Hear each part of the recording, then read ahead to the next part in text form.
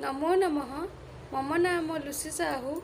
अहम केंद्रीय संस्कृत विश्वविद्यालय श्री सदाशिव परिसरस्य छात्रा अस्मि। शिक्षाशास्त्र द्वितीय वर्षस्य छात्रा अस्मि।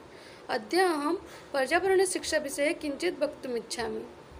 पर्यावृत्तिः पर्यावरणम् अनया वृत्तयः यत् अस्मान् परितः आवृणोति आच्छादयति तत् पर्यावरणम्। परि उपसर्गपूर्वकात् वृञ्च आच्छादने धातुः ल्युट् प्रत्यये पर्यावरणम् इति पदं निष्पद्यते। अत्र पर्यावरणम् इत्यनेन अर्थः चतुर्पार्श्वम् अर्थात् अस्मान् परितः यानि तत्त्वानि सन्ति तानि पर्यावरणम् इति। अर्थात् ये पदार्थाः वस्तूनि जीवाः वा मानवस्य चतुर्पार्श्वम् आच्छादयन्ति मानवजीवनं च प्रभावयन्ति ते सर्वे पर्यावरणं शब्दान्तर्भूताः वर्तन्ते। मनुष्यः यत्रापि निवसति, खादति, पिबति, क्रीडति, वस्त्राणि धारयति, श्वसिति च तत्सर्वं पर्यावरणे निलीयते। पर्यावरण इति शब्दः आङ्ग्लभाषायां एन्वायरन्मेण्ट् इति कथ्यते।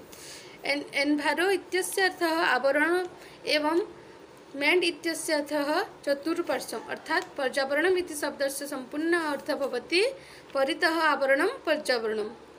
पर्यावरणशिक्षायाः स्वरूपं पर्यावरणतत्त्वेषु वृक्षाः, जलं, वायु, समाजः, पर्वताः, जीवादयो मुख्यरूपेण गण्यन्ते। यथार्थतः प्रकृतिरेव पर्यावरणम्। यद्यपि मानवानां कृते भोजनं वस्त्रादीनि परम आवश्यकानि विद्यन्ते तथापि पर्यावरणं तु एतेभ्यः अपि अधिकं परिहार्यम् इति। अधुना निखिलजगते पर्यावरणप्रदूषणस्य समस्या सर्वान् पर्यावरणविशेषज्ञान् चिन्तकान् वैज्ञानिकादीन् च उद्वेजयति। समस्या इयं भयावहरूपेण प्रवर्धमाना लक्ष्यते प्रत्यहम्।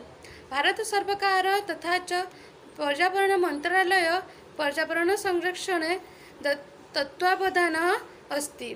पर्यावरणविषयकज्ञानं